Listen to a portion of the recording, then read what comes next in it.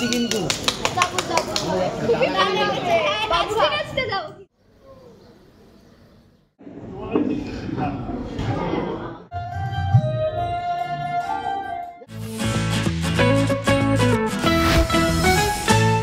আজকে ফ্লোরও জমজমাট এবং একটা পুজো হচ্ছে, একটু বলো যে সিনে কি কি চলছে এবং কি কারণে এই কালী পুজো? কি কারণে কালী পুজো? আজকে অমাবস্যা, তাই এই কালী পুজোটা করার প্ল্যান আগে থেকেই ছিল। তার সাথে আমাদের সিনেও কালী পুজো আছে, তো দুটো একসাথে চলছে এখন ফ্লোরে। ফ্লোরে একটা প্ল্যান করা হয়েছে যে একটা দি সেম টাইম কালী পুজো করা হবে, তাই সেটাও হচ্ছে। আর হ্যাঁ, সিনেই হচ্ছে। ঋতুব্রত দেখলাম একদম পুজোর যজ্ঞ করা বা ইয়েতে পুজো করা, সেটা সবটাই করছো, তো কি কি কাজ করেছো এখন? কাজ করেছি বলতে ভোগ দিয়ে আসা নিয়ে আসা করা, পুজোর কাজে পুরোটাই যতটা সম্ভব থাকতে পেরেছি, কারণ বেশি সময়টা আমাকে শর্টেই থাকতে হয়েছে। তারপর লুকের একটা ব্যাপার ছিল, তো সব মিলিয়ে যতটুকু ফাঁকা সময় পেয়েছি আমি পুজোর ওখানেই ছিলাম। আর গৌরবদা কি পুজোয় বসেছো বা উপোস করেছো এরকম কিছু? না না, এই কি কেন, আমি সবই খেয়েছি। আমি শুধু মানে রিয়েল লাইফে একটাই পুজো করি, লক্ষ্মী পুজো, যে সময় উপোস থাকি, বাকি আর কোনো কিছু পুজো আচ্ছা করি না। ভোগ খাওয়া হয়েছে এখনো না, ঋতুব্রত? একটু জাস্ট খেয়ে চলে গেছি শর্টে। সকাল থেকে মাংস ডিম এসব খাওয়া হয়েছে। তো যেই প্রোমোটা আমরা দেখলাম যে একটা রেস হচ্ছে, তো সেটা নিয়ে একটু বলো যে ঝিল্লি একটা বিপদে তো পড়ছে, খেয়ালি তো রয়েছে সেখানে, সেটা নিয়ে একটু হ্যাঁ, বাচ্চাদের স্কুলে আমরা যাচ্ছি, প্যারেন্টসের একটা কম্পিটিশন Sports হচ্ছে, হচ্ছে, হ্যাঁ। স্পোর্টস কম্পিটিশন, যেখানে একটা যেখানে দেখা যায় যে ঝিল্লি আর ঝিল্লির দাদা আর কি দুজনে, যে আমার আর্চ রাইভাল, দুজনে একটা কম্পিটিশনে রেস করছে, সেখানে ঝিল্লি পড়ে, যেটা আমরা দেখেছি আর কি প্রোমোতে। তো সেখান থেকে সেখানে অবভিয়াসলি ঋষি এসে সেভস দ্য ডে, তো সেরকম একটা সিচুয়েশন। তো হ্যাঁ, সেইটা নিয়ে একটা সুন্দর মজার এবং ড্রামাটিক একটা ঘটনা হতে চলেছে। এই যে রেস মানে একটা কম্পিটিশন মতো হয়েছে, স্কুল লাইফে এগুলোতে পার্টিসিপেট করা হয়েছে? না, আমি জীবনে স্কুল লাইফে আমাদের বোর্ডিং স্কুলে ম্যারাথনটা খালি কম্পালসারি ছিল, কিন্তু বাকি সবসময় আমি সব খেলা অ্যাভয়েড করে এসেছি। ক্রিকেট, ফুটবল তো এখনও খেলতে পারি না।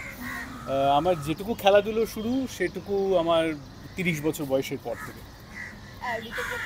আমি ভীষণ অ্যাক্টিভলি পার্ট নিতাম স্পোর্টসে, ভীষণ অ্যাক্টিভলি পার্ট নিতাম।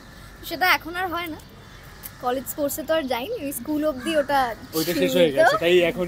কিন্তু হ্যাঁ, আগের দিন আমার তো ওই স্কুলে হয়নি, ট্র্যাকে দাঁড়াতে খুব মজা লেগেছে। তো তাহলে প্রোমোটা করে বেশ মজাই লেগেছে ঋতুব্রতার ক্ষেত্রে। হ্যাঁ, কিন্তু গরমে একটু মজা লাগবে না শুটিংটা করার সময়, আজকেই বুঝতে পারছি। বাচ্চাদের কাস্টাডি নিয়ে একটা মানে সিচুয়েশন তোমাদের টালমাটাল হয়ে রয়েছে, সেটা নিয়ে ঋষি ঝিল্লির কতটা টেনশন, ওদের তো অনেকটা চাপ এখন। এটা খুব সুন্দর, গল্পটার বাঁধনটা খুব সুন্দর। এখানে যেমন দেখানো হচ্ছে অনেকগুলো গল্প তো অ্যাট দ্য সেম টাইম চলে এখানে স্যামলটেনিয়াসলি, যেমন বাড়িতে একটা ঘটনা ঘটছে এবং বাচ্চাদের একটা আলাদা ট্র্যাক রয়েছে এবং ঝিল্লি ঋষির একটা আলাদা অ্যাঙ্গেল রয়েছে, সেটা একটা একতরফা ভালোবাসার। তো সেই জায়গায় দাঁড়িয়ে দেখা যাচ্ছে বাচ্চাদের কাস্টাডি নিয়ে, কারণ বাচ্চার যে বাবা বা বায়োলজিক্যাল ফাদার, সে এসেছে এবং তাদের কাস্টাডি চাইছে। সেই জায়গায় দাঁড়িয়ে যা হয়, একটা মেয়ে তার বাবার খুবই ক্লোজ হয় এবং মেয়ে শি গেটস ক্যারিড অ্যাওয়ে আর বাবার সাথে যায় এবং সেটা ডিসিশন হয় কোর্টে। তো একটা কোর্টরুম ড্রামাও চলছে, একটা বাড়ির ড্রামাও রয়েছে, তার মধ্যে রোম্যান্সও রয়েছে এবং ভাই বোনদের একটা সুন্দর অ্যাঙ্গেল রয়েছে। ভাই বোনদের যে একসাথে থাকা এবং তাদের একটা ইউনিটি, তাদের ভালোবাসা, সেটাই বন্ধনেরও একটা সুন্দর গল্প রয়েছে। পরিবারে অনেকেই অ্যাড হয়েছে, অরিজিতা দিয়ে এসছে, কৌশিক দা এসছে, তো সেক্ষেত্রে অনেকটা স্ট্রং হয়ে গেছে, তেঁতুল পাতায় নজন আরো বাড়ছে।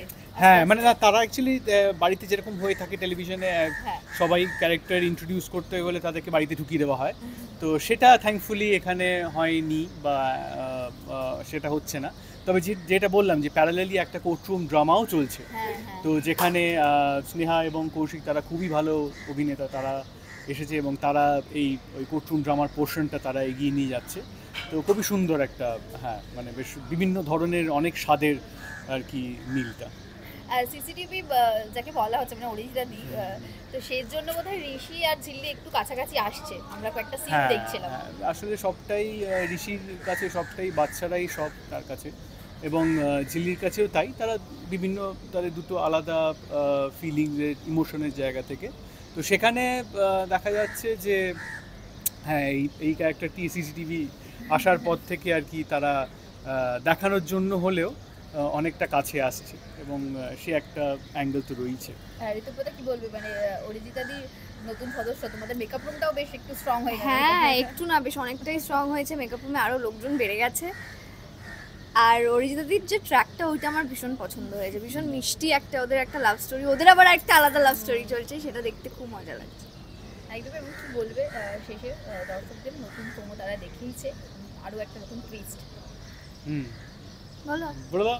আচ্ছা, না অবভিয়াসলি এটাই বলবো যে আমাদের গল্পটা যেভাবে মানে রেটিংয়ের জন্য এদিক ওদিক করা হয় না, যেভাবে গল্পটা প্রথম এখনও অবধি অন্তত যেভাবে গল্পটা ব্রিফ করা হয়েছিল সেভাবেই এগোচ্ছে। এবং যাই হোক, যত ড্রামাই হোক না কেন, রেটিংয়ের জন্য যা কিছু করা হয় এর ওই মিষ্টি টাচটা এবং ইনোসেন্ট একটা টাচ রয়েছে, এবং পুরো বিষয়টা খুব সিরিয়াস করে দেওয়া হয়নি। তো সেইটা রয়েছে, আমরা আমাদের মতোই এগোচ্ছি। দর্শকরা অনেক ভালোবাসা দিচ্ছেন, সেরকম যাতে ভালোবাসা দিতে থাকেন তাহলে আমরা আরও ভালো ভালো সিনস, ভালো ভালো এপিসোড আপনাদের কাছে তুলে দিতে পারি। Thank you.